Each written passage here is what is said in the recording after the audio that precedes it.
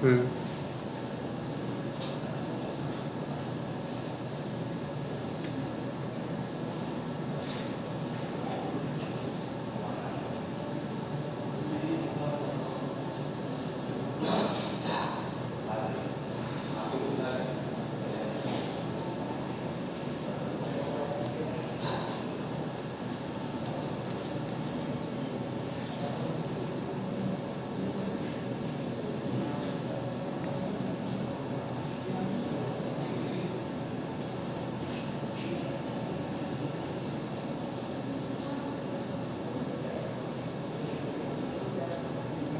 Hello, hello, hello, hello.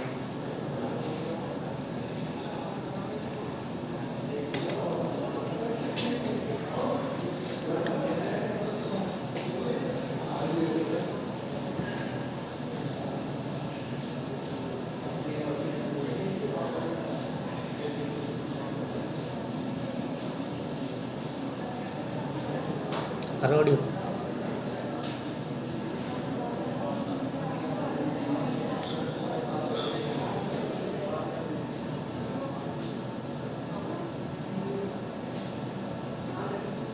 Hello.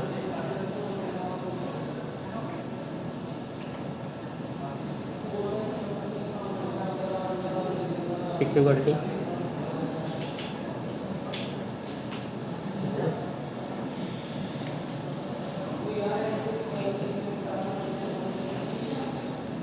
Hmm.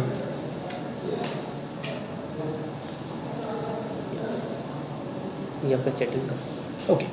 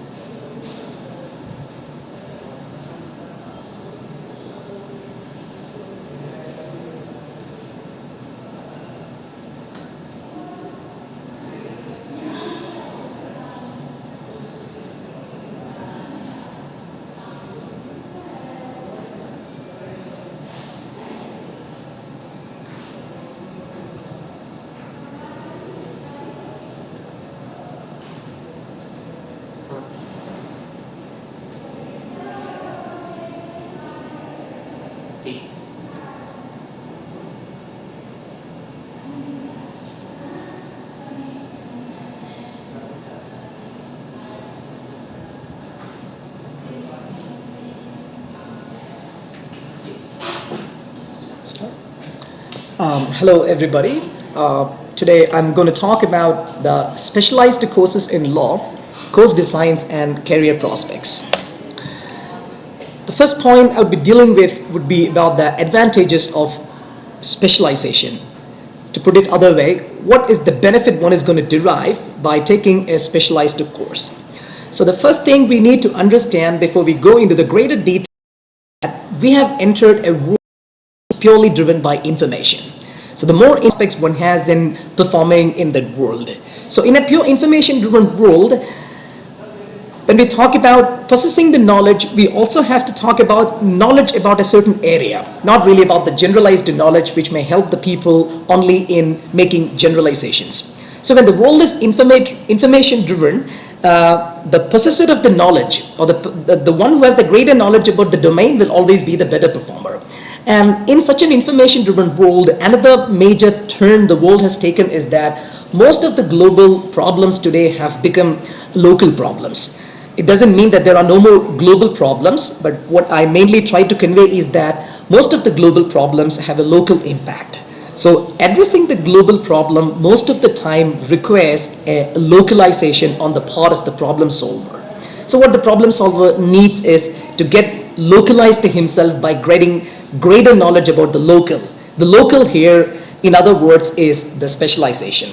And the specialization or the specialist knowledge one has helps one to better localized in the local and effectively address the issues. Put it otherwise, it provides better insights or strategies to help the problem solver to effectively address the issue at hand. So two turns. One is that we have moved into an information-driven world, and secondly, all the problems in the world has become special problems, not really global problems. And even if there are global problems, the impact is really felt on the local. So in an information-driven world, one requires greater information, and in a world where all the global problems have a local impact, one needs the ability to effectively localize oneself. Now, in this dramatic turn, all the areas of practice, which is mainly a matter meant for the professionals, they have also become highly specialized. That means hereinafter we would have information packages available in the form of disciplines which also have greater localization. For example, in the context of law, maritime law, investment law, antitrust law, etc., which requires specialized professionals to perform the task. So why, after all, do we produce specialized professionals? So that only specialized professionals will have greater knowledge of the local. They only can effectively get themselves localized and address the global problem which has ramifications at the local. If you look at the trend which the professions have on the whole been taking, you can see that most of the professions lost the type of exclusivity they had in a pre-global order. That means legal professions means it was purely a domain of lawyers. Medical profession means it was purely a domain of the doctors. Now, the loss of exclusivity, which philosophers call it the post-professionalism, there is a lot of intervention by the sub-professionals. The sub-professionals are people who have certain skills in performing certain tasks, but they find themselves only at the periphery of the domain, that they really cannot come to the core. To illustrate this point, to deal with intellectual property rights, at times a scientist will have greater skills than a lawyer to understand the intricacies of the domain. So in this case, what a pure lawyer cannot address, probably a scientist can effectively handle. In the same context as cyber law, what an IT technician can handle may not be able to be, of course, it would become difficult for a lawyer or a lawyer who has information of the cyber law to handle the issue. So here comes the relevance, that the sub-professional slowly moves from the periphery to the core. And this movement of the professionals from the periphery to the core really poses a big challenge for the professional who previously had absolute control and exclusivity over the domain. Now, how can we address the issue? One more example is the case of environmental impact assessment.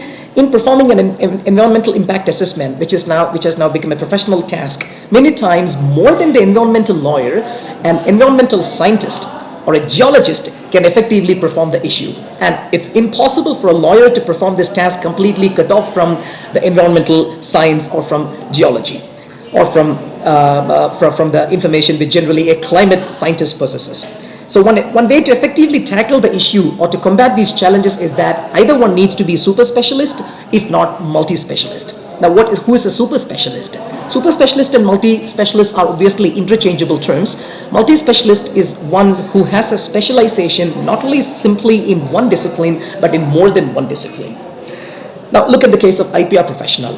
An ideal IPR professional is one who not only has greater knowledge of the IPR laws and regulations, or one who has greater understanding of the legal framework, but one who can also appreciate the scientific nuances of the intellectual property or the scientific nuances of the invention. Now, this helps the IPR professional to better combat the challenges of the sub-professionals and thereby restrict their entry from the periphery to the core. The same in the case of cyber law, a combined, somebody who's a combination of an IT technician and also a cyber would be the best professional in the cyber law field. And similarly, in performing environmental impact assessment, if one has greater knowledge of the environmental law, along with a greater understanding of geology, climate change, or environmental science, he would be the most effective performer in that specific task. So, to sum up, we live in an information-driven world whereby power is equated with information. Not really knowledge, power is equated with information. The greater the information you have, the greater skills you have in performing a certain task. At the same time, the global problems have moved on from their general character to more local character. That today, without knowing the local, no one can address a global problem. And disciplines started to fragment itself into so many micro modules of theory and practice that today they come up with instant solutions for many of the local problems. So what a professional is supposed to perform in the modern world, if he has to address the issue, he shall have information, he shall be able to localize himself while not losing touch with the global, and he shall have multitasks. The task to the task is not only to perform the job effectively, but also to prevent the challengers who is trying to move away from the periphery to the core.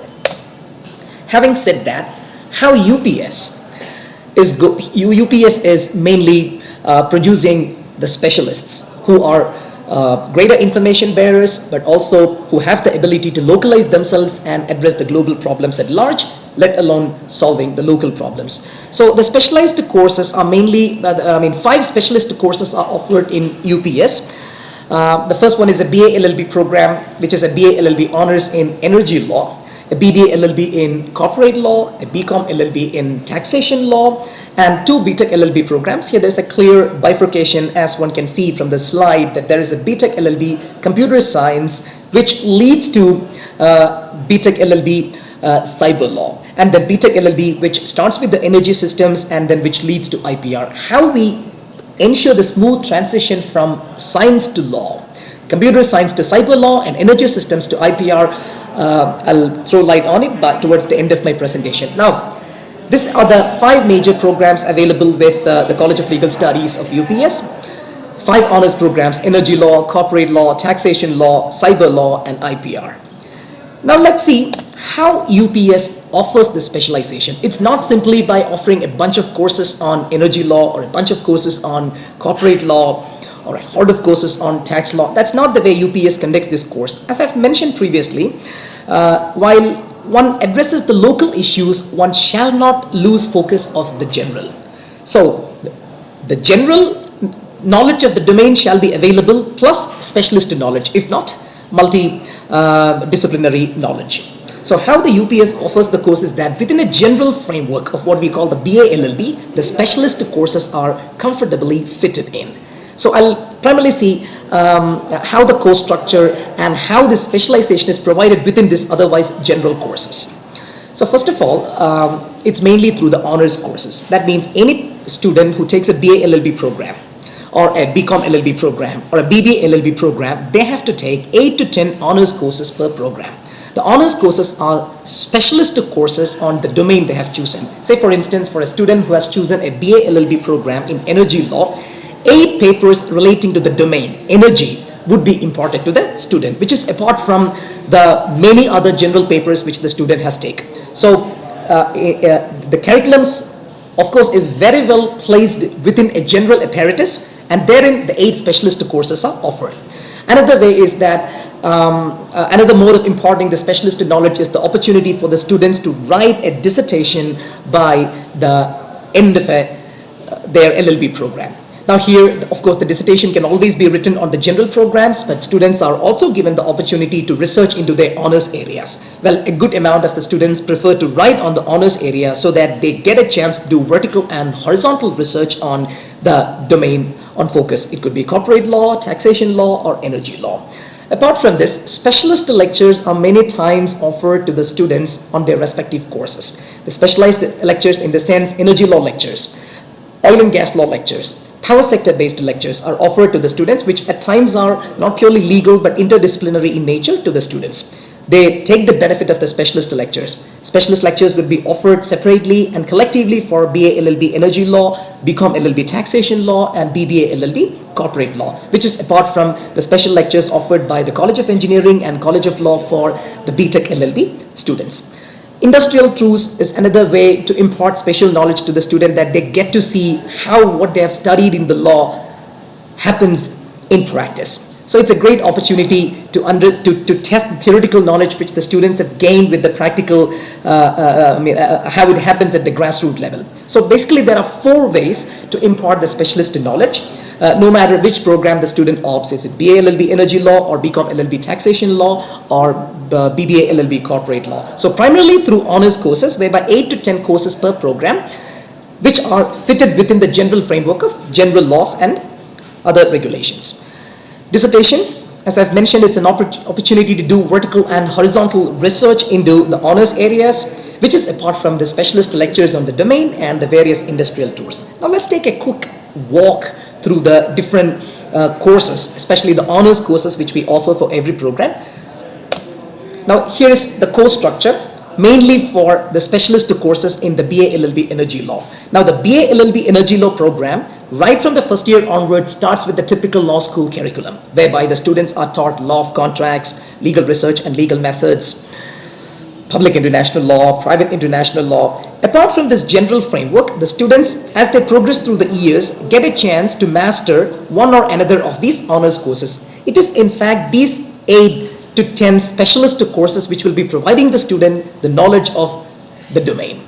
Look at the B.A. LL.B. courses. In the 4th year, the students get a chance to study the law relating to the mining, which is a 4-credit course. Air and space law, aviation laws, maritime law, airport economics and law, energy economics and law, and oil and gas law and policy, upstream and downstream. Let me throw some light into these courses. Here, as one can see, that air and space law and aviation laws. One might think there is an overlap between the courses, but it's absolutely not an overlap, but it's a focused specialization.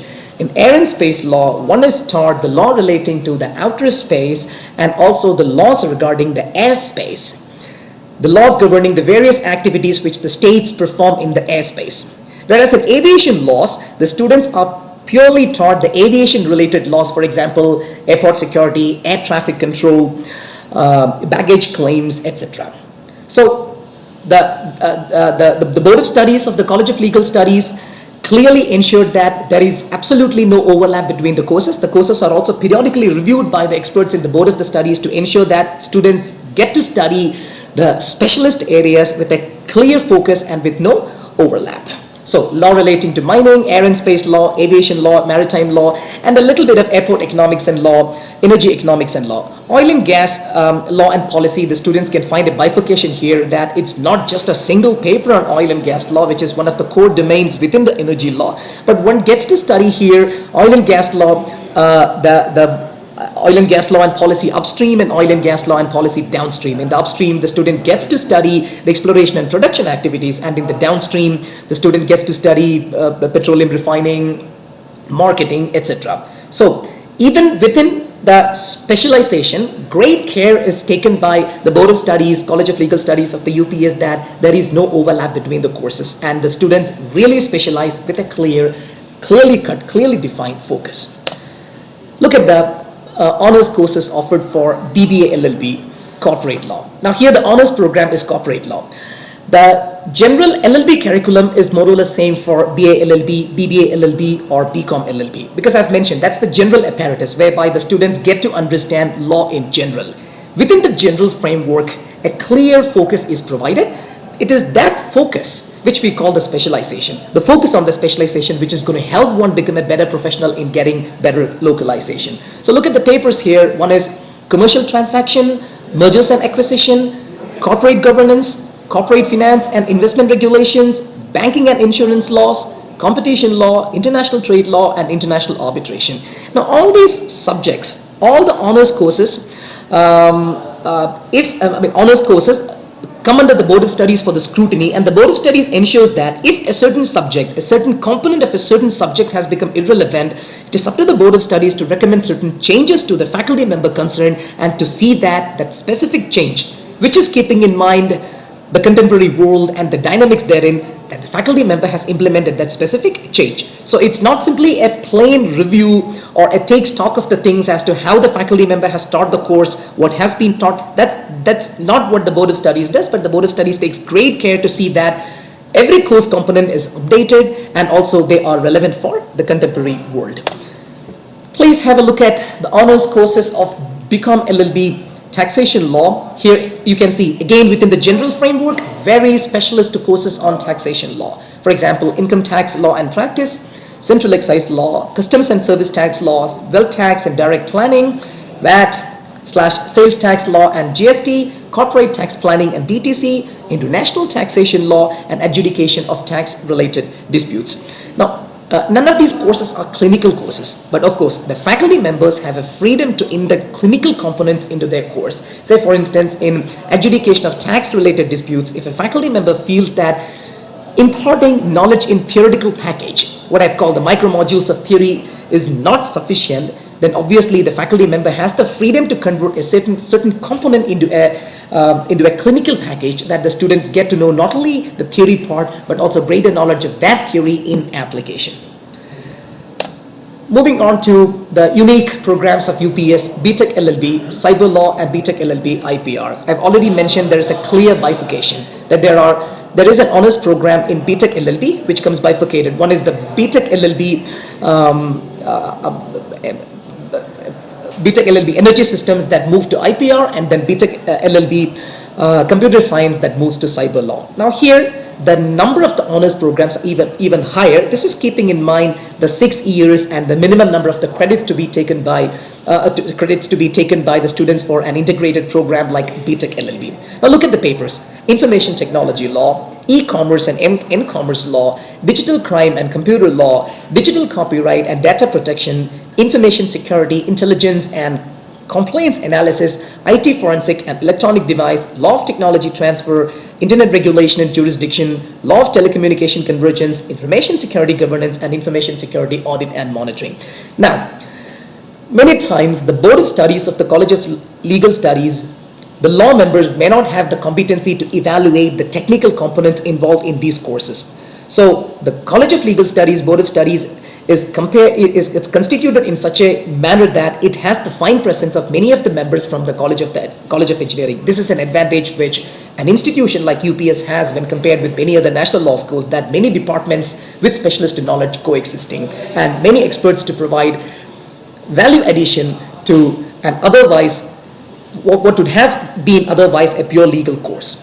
Now, in case of information technology law, the advice of a technical member or an engineering member to the Board of Studies of College of Legal Studies is kept in mind, and the courses are revised. And also in choosing the faculty members to teach these courses, great care is taken that the students not only get the specialist knowledge in law, but also they get this specialist knowledge in the engineering aspects of it. Now here comes the relevance of what I've mentioned earlier as the multi-specialists, or what I've called the super specialists, who not only knows one field but who also knows the other, and they can perform what can be called the interoperability. It means a combined operation of or the combined handling of both the issues that may come from any sides.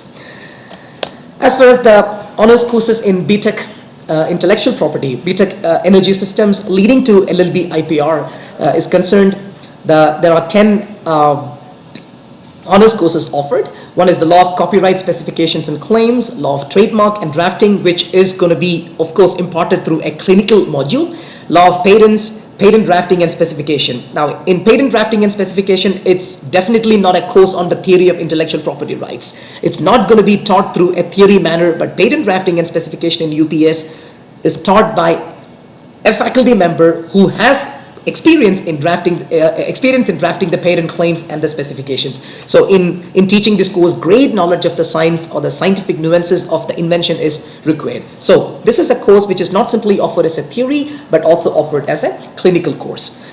Information technology law, law of industrial and layout designs trade secrets and technology transfer, IP litigation, IP management, and IP evaluation. And most of these courses go beyond simply intellectual property theory and most of these courses have a very clear practical side to it. And most of these courses are imparted as clinical courses. So that's a quick review of the different courses offered by the College of Legal Studies. So we have primarily 5 courses with 5 honors: B.A. LL.B. Energy Law, B.B.A. LL.B. Corporate Law, B.Com LL.B. Taxation Law, B.Tech LL.B. Energy Systems leading to IPR, and B.Tech LL.B. Computer Science leading to Cyber Law.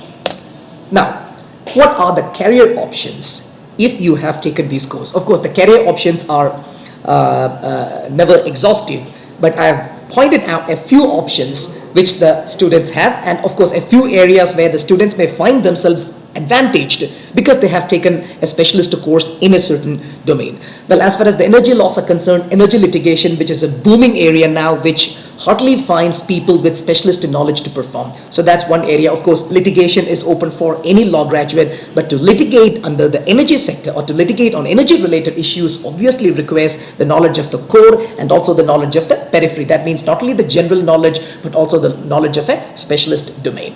Second one is legal and corporate advising. Of course, there are so many energy law firms, so many energy corporations, so many public sector undertakings, both India and abroad, which requires people who have specialist knowledge in energy law. Policy making, which is a glamorous job whereby you decide the future. You decide the future working plan. You decide the future action plan. You also decide the future course which law and regulations have to take.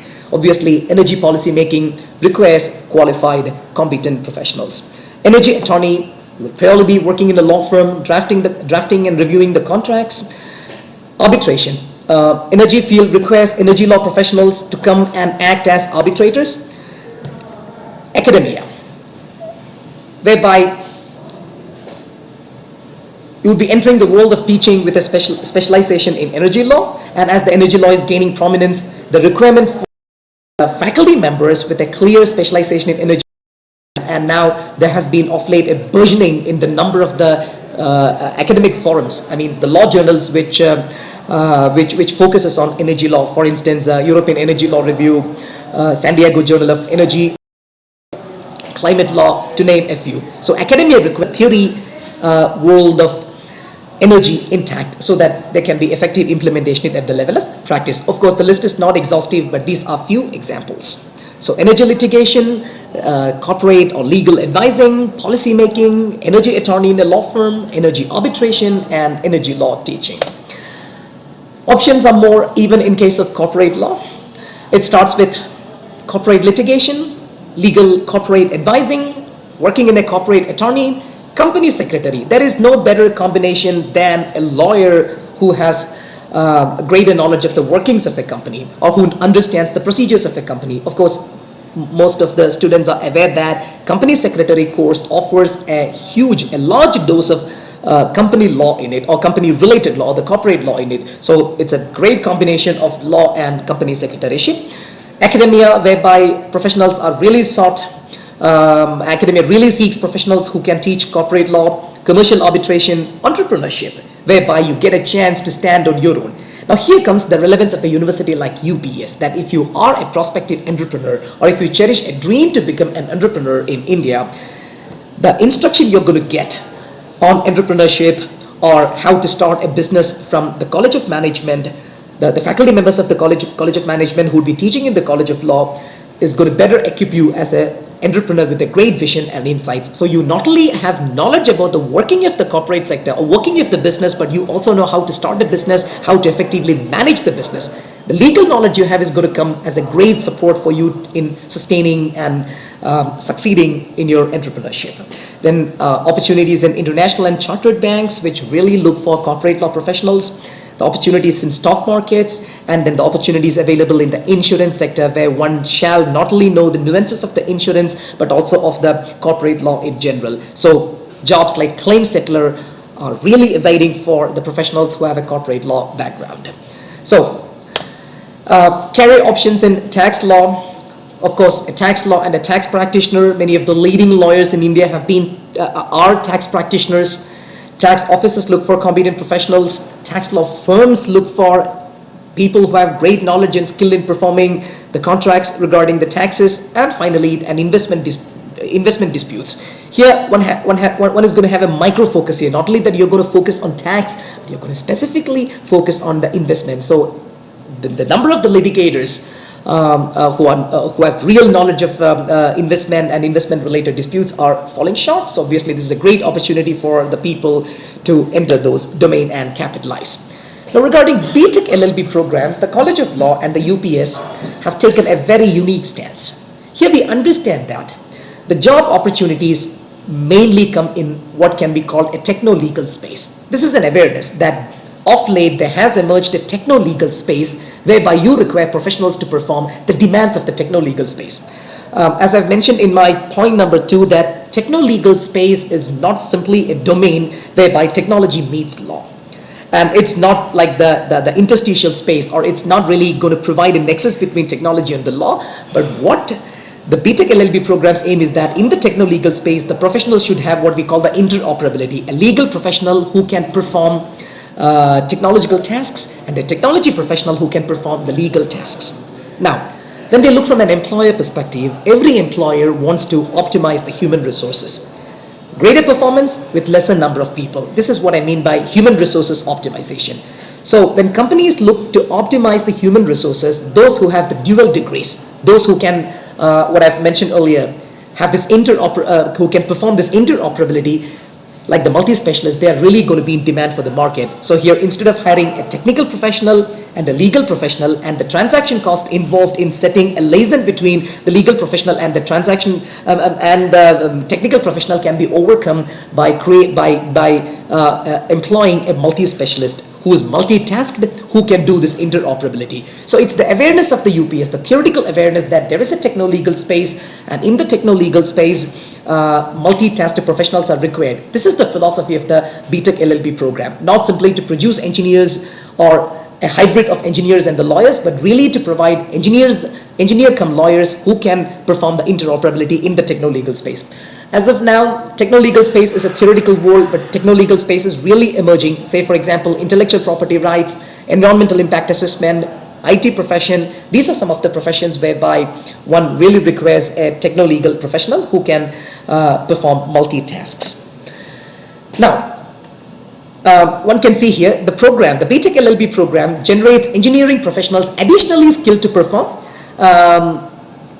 TT issues or technology transfer issues. These are a few examples, or IP management, technology-based arbitration, to name a few. So you not only have an engineer here, but that engineer can perform the job like technology transfer issues that's going to come before the corporation. He can perform IP management, technology-based arbitration, that they are substantially helping the employer to optimize their human resources.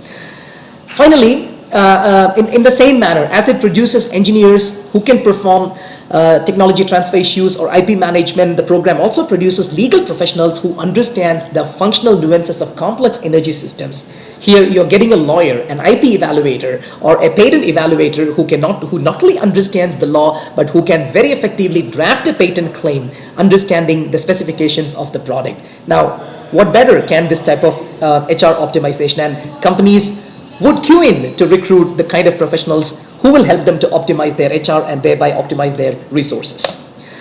Now, a few more words on how we focus on the B.Tech LL.B students. First of all, we ensure that the candidate has great employer value, and this employer value we provide to the students keeping in mind the demands of the techno-legal space. We understand what the techno-legal space demands, and keeping this in mind that we produce the students. Now here, great care is taken that the candidate do not get typecasted for being under college for certain years. Say, the B.Tech LL.B program is designed in a manner that the first 4 years the students spend under the College of Engineering, and then the transition happens to the law for the last 2 years. So it's an integrated 6-year program. Now, having spent 4 years in a College of Engineering, there is a risk that the student he might find a sort of resistance to the law that comes in a subjective fashion, because the student gets an objective mindset by being part of a College of Engineering for 4 years. Now here, we take care of this. We ensure that the legal infiltration, so to speak, that we give the student the inputs on the law right from the semester 1 of the B.Tech LL.B program. So the students don't feel alien to the law when they finally reach the fourth year. So when they stand at the portals of the fourth year, we ensure that the smooth transition is going to happen from the College of Engineering to the College of Law. So in College of Legal Studies, we ensure that the candidate do not get a feeling of having exhausted that I've completed my engineering studies and now I'm going to move into the law. We ensure that by the designing of the courses, we ensure that there is a great continuity, a smooth transition from the College of Engineering to the College of the Law, to the College of Law. So in the fifth and sixth year, the student feels that I've not yet completed my engineering studies, but I'm actually continuing with something which I have learned over the last 4 years. This is what I mean. This is what the techno-legal domain requires, that it requires professionals. It doesn't require an engineering professional who just knows the law, it requires an engineering professional who not only knows law, but who has also internalized law and also the demands of the market. So this type of the professionals are required in the techno-legal space, and we ensure that a smooth transition happens from engineering to law. Now, the program coordinators, every course has a course coordinator and every program has a program coordinator. For B.Tech LL.B program, there is a program coordinator in College of Law and similarly a program coordinator in College of Engineering. The program coordinators are always in a dialectic relationship. There is a clear information loop between both. They ensure that the students feel a sense of importance. Not that they are neither part of College of Engineering but not College of Law, but they are a very unique brand who is going to serve or who are going to serve the techno-legal space. So the program coordinators evoke the sense of empowerment, the so-called emotional intelligence in the minds of the students. So apart from this, many extra academic programs are organized on the challenges and prospects of the techno-legal domain. Say, for example, essay contest, which has a specific focus on the challenges and prospects and the employability of the techno-legal domain. Such type of activities are mainly organized by the program coordinator of the COLS in consultation with the program coordinator from the College of Engineering. Thank you very much. Now I'll take in the questions.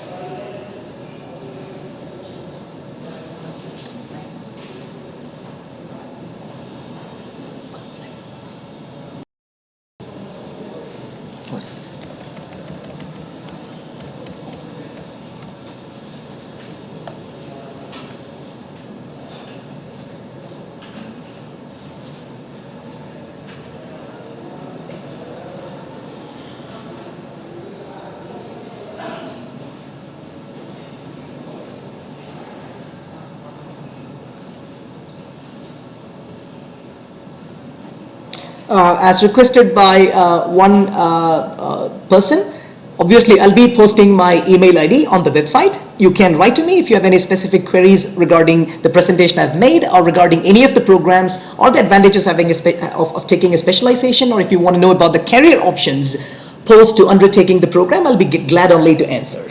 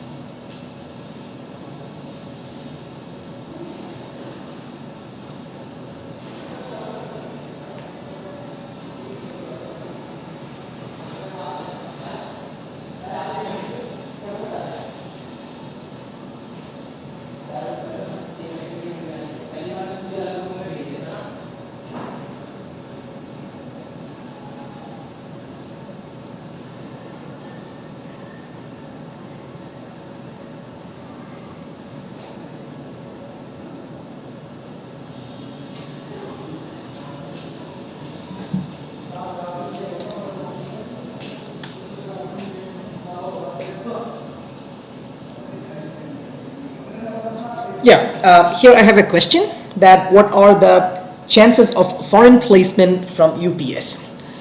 When talking about the B.A. LL.B. energy law programs, I've mentioned that one of the career prospect of the program is legal advising or corporate advising, and most of the legal advising and corporate advising are required not simply in India but also in many of the foreign countries like the Middle East, which is of course the oil capital of the world. So there are many Middle Eastern companies which have previously recruited the professionals from UPS, and of course it will continue to do that.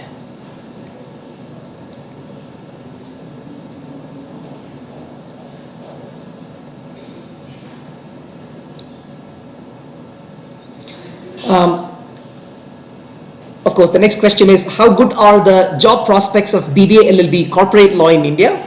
Of course, I've mentioned again that the horizon is the widest for the corporate law than for any other specializations. But of course, corporate here is not too focused. The corporation, of course, has a slight overlap. When you work as an energy expert or an energy law advisor in a firm, you're of course not simply working as an energy law professional, but you're also working as a corporate law professional. Well, today the corporate sector really needs people who are multitasked, who are specialists. As I've mentioned, as the corporations have gone beyond the borders, now they have offices in different countries, they require professionals who can provide the effective localization, which I've mentioned in the beginning. If you can come out with not only a general knowledge of the law, but also you have the skill localized, I mean, you have greater knowledge of the specialized, you have a specialization, you have greater knowledge of the local. That type of the professionals are required. Now, great knowledge of the local in the sense, it's not knowledge of the international corporate law, but if you clearly understand the corporate problems and how to effectively address those problems in your state, in your region, that's what I mean by the effective ability to localize. Say international firms or international problem solver approaches a local problem solver to understand how problems are addressed in the local level, or what are the problems generally the local faces. So no doubt that the prospects of the corporate law is quite wide. The horizon is wider than any other specializations for corporate law.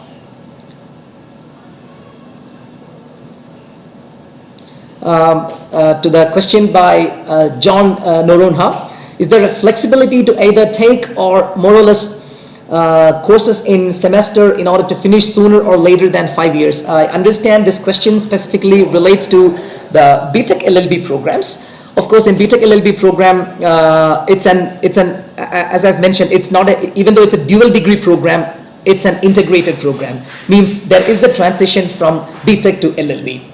So I've talked in great detail about how we ensure this transition, so that how the B.Tech LL.B. students feels that what he's going to do in year 5 and 6 is nothing but an advanced studies, a continuity in an upper echelon from the engineering studies to the legal studies. And also right from the day one, you're going to learn the law programs like legal methods, law of contract, family law. Sub-subjects are taught to the B.Tech LL.B. students. So rather than seeing it as two fragments combined together, one has to see it as placed on a linear scale whereby a continuity is ensured.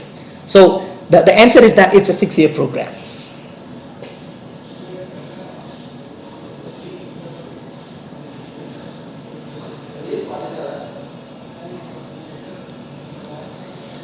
Now, answering to the question about the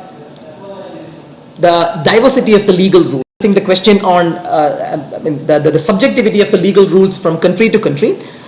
Of course, laws vary from one state to the other, but of course there are clear norms laid down by public international law and also by the private international law. Public international law mainly governs the laws regarding the relationship between the states in their interaction with each other. And private international law mainly deals with the relationship between individuals who transcend the borders, who move from one jurisdiction to the other. So the doctrines of public and private international law to collectively have addressed the issue of this, subjective laws, that the laws vary from one state to the other. So the very variety in the laws and regulations have been taken care of. Put it other way, the heterogeneity of the laws have clearly been doctrinally addressed by these two disciplines to homogenize law into a monolith.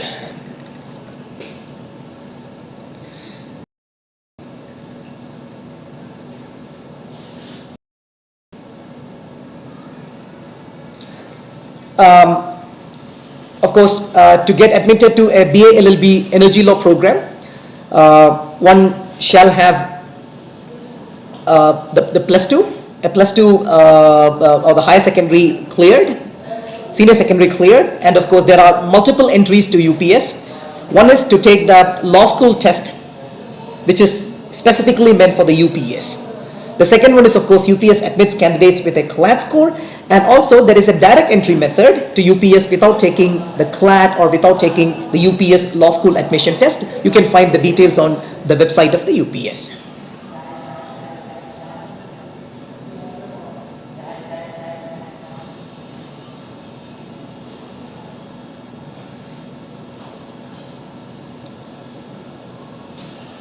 May I type here my email ID?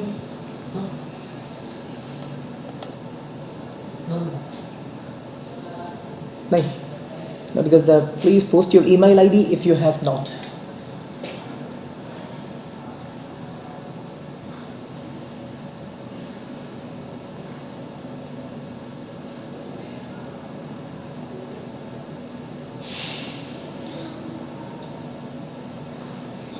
To answer to the question whether with an Indian degree, whether one is eligible to practice in a foreign country, well, unfortunately the answer is no, because every country has their own respective qualifications to practice in the country. Provided, I mean, obviously you can practice in other country provided you clear and satisfy the requirements prescribed by the other country. Say for instance, to practice in India, one needs to clear the bar exam and one shall be a national of India. So in the same manner, every country, every state to speak has prescribed its own entry into their own bar. So of course, unless and until those conditions are not satisfied, one cannot practice in the other state. But some jurisdictions have been quite open. Say for instance, the California bar permits people who have degrees from certain jurisdictions to take the California bar, and if cleared, permit them to practice in that state.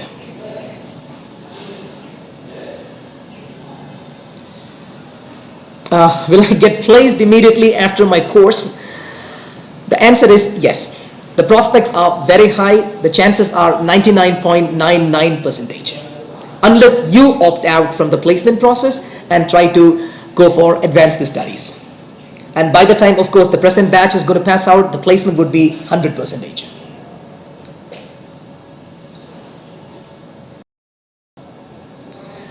Now, it's a good question. How could a student represent the university in a moot court competition, and how does one come to know about the oratorical skills of the individuals? Now, the College of Legal Studies, right from the first year or the first semester, offers the students an opportunity to participate in the moot court competition. There is a very innovative idea in the College of Legal Studies called the Novice Moot.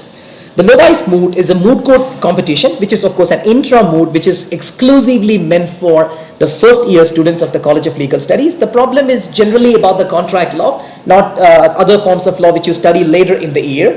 And obviously all the first year students are eligible to take part in the Novice Moot. And once the Novice Moot is completed, as the student advances to the later years, the students get a chance to take part in the intra-moot of the UPS. On the basis of the intra-moot and the novice moot, a rank list is prepared by the Moot Court Association of the College of Legal Studies. On the basis of the rank list, students are sent to represent the University of Petroleum and Energy Studies in various moot court competitions. Apart from the moot court competitions, UPS also has a model United Nations team. UPS also has an intra-parliamentary debating committee which provides the students, or which helps the students to hone their skills in mooting and debating. UPS, good question, whether UPS has an LLM. Yes, UPS has an LLM program, which is also a specialist program. The UPS LLM program is LLM in energy laws, whereby advanced courses in energy law, say for instance oil and gas, power sector, oil and gas upstream and downstream, power sector, nuclear law, and such papers are taught. So it's an LLM program, again with a specialization, not a general LLM program as generally offered in many law schools. Say for instance, some of the foreign law schools offer students a program, a list of the courses from which the student can choose and design their own LLM program. But here is a clear LLM program with a well-defined focus. Post to LL.B, should one go for LLM or an MBA? Well, obviously this is purely the take of the candidate, that whether one wants an MBA or LLM. If you want to enter the field of academics, if you want to get a thoughtful approach to the law, an LLM would be ideal, where again you get a chance to study the subject through micromodules of theory and practice. As far as MBA is concerned, it helps you to sharpen your managerial skills and effectively perform. So LL.B and MBA is also a good combination. But of course, if your intention is to get a thoughtful approach to the subject and to get into the academia, an LLM would be ideal for such students.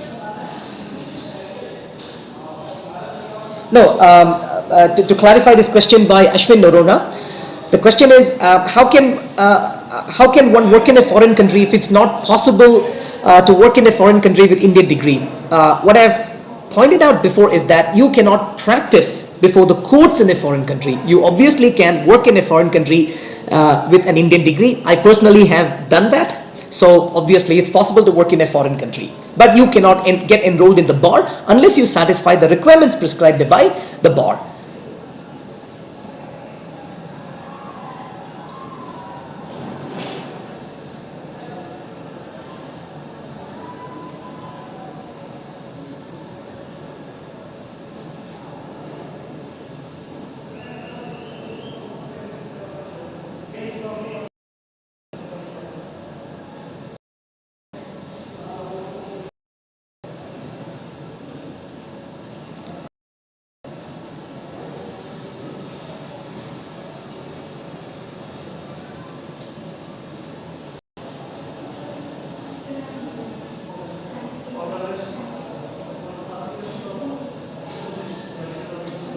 Questions I've stopped with.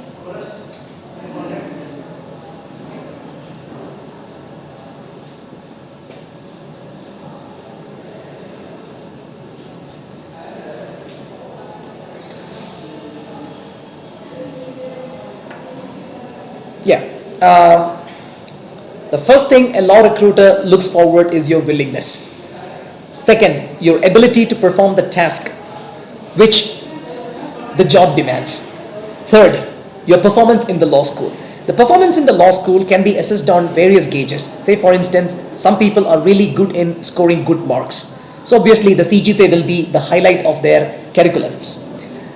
The CGPA will be the highlight of their resumes.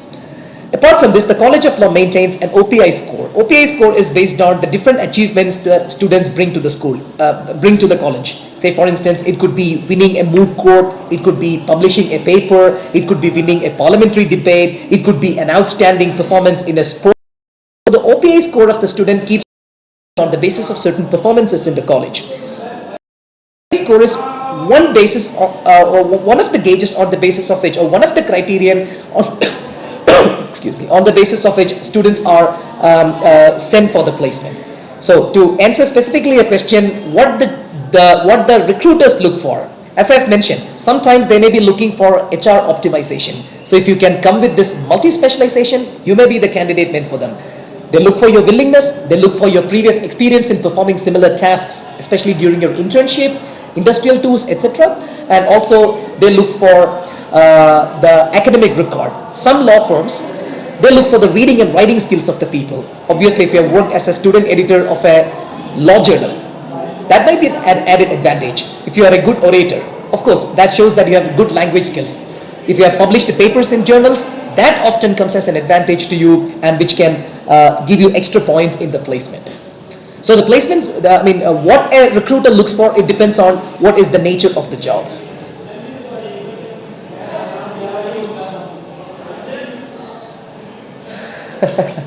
It's an interesting question. What is the average package of a corporate lawyer? That's something bit is a subjective thing. It varies from job to job. It varies from institution to institution. So it's a bit difficult to comment on that. But of course, it would be a handsome pack.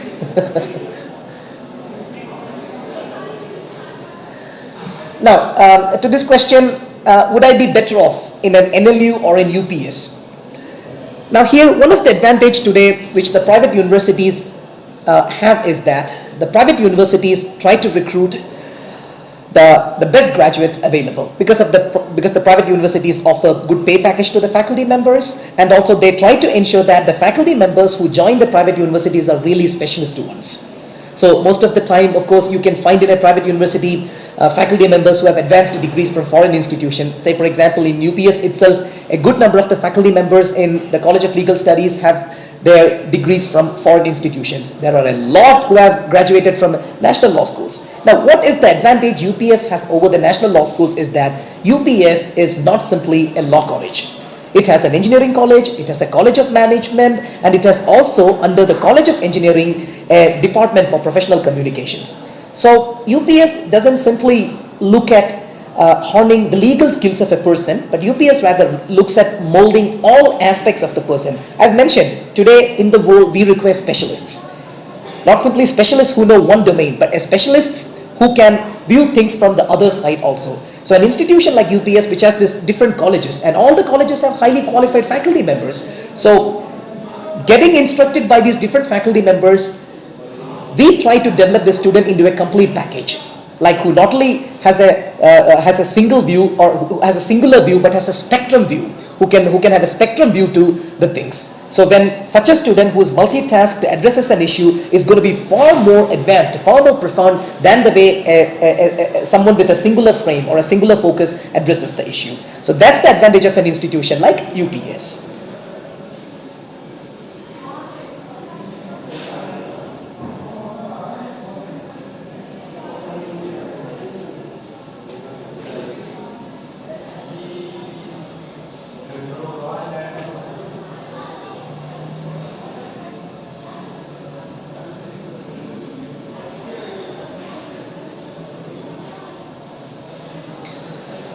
This is not a question really relating to my presentation, whether one can earn while studying. Well, attending the classes is not only an institutional requirement, but attending the classes is going to be beneficial for the student who's taking the course. There is a certain purpose why a student attends the college. So if you want to work part-time and earn the money, well, that's actually going to affect the regular attendance of a student in the class and his own way of getting instructed. But however, plenty of scholarships are available in India, plenty of scholarships which can support one's studies.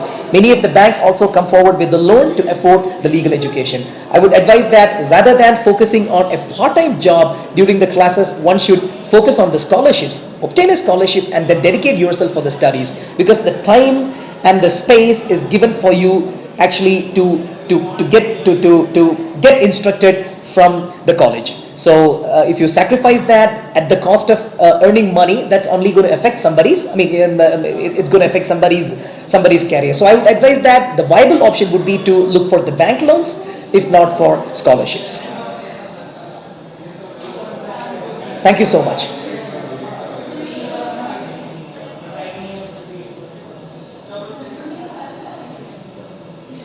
To answer to Kokila Candy, generally it's an aptitude test, whereby we really don't ask questions on law, really don't ask questions on the subject law, because you are yet to learn the law. What generally the evaluators test is whether the candidate has an aptitude. Is he competent?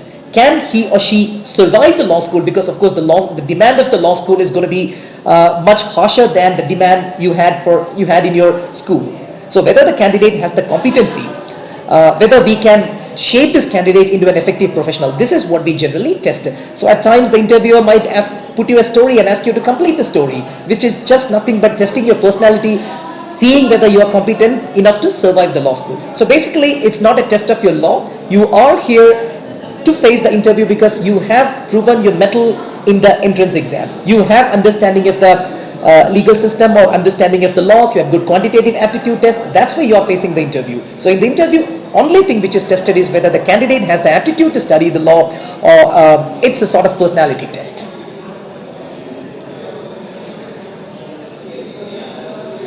Internships. Of course, UPS has a career services department and also a placement cell. The career services department mainly takes care of the internship, and from the College of Law also, there are faculty members who often work as the course coordinators. So every course has a course coordinator, and the course coordinator also acts as a PIC, a placement in charge. So he or she takes care of the internship demands of the students. Support are also provided by other faculty members in this regard. So it is in the interest of the college to ensure that the student gets a good internship and brings back more practical knowledge to the college.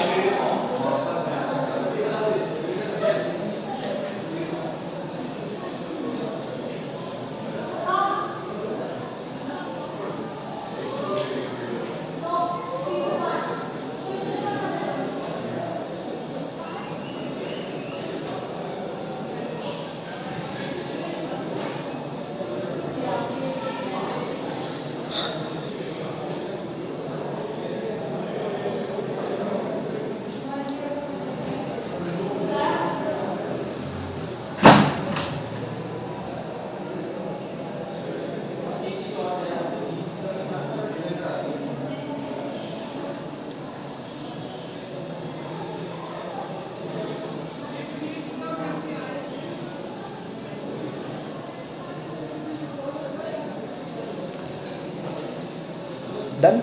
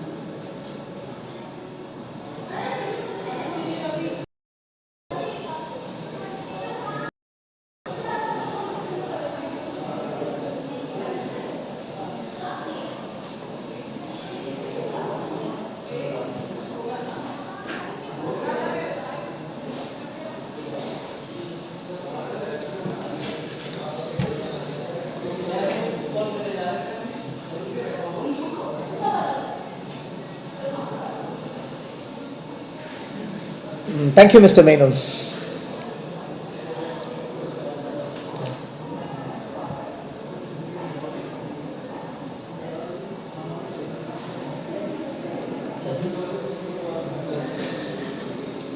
Well, to be specific to that question, legal general knowledge generally covers matters relating to the legal system at large. By legal system at large, I mean questions regarding the structure of judiciary, the structure in which our legal administration system is organized. It could also be regarding some of the fundamental elements of the law, which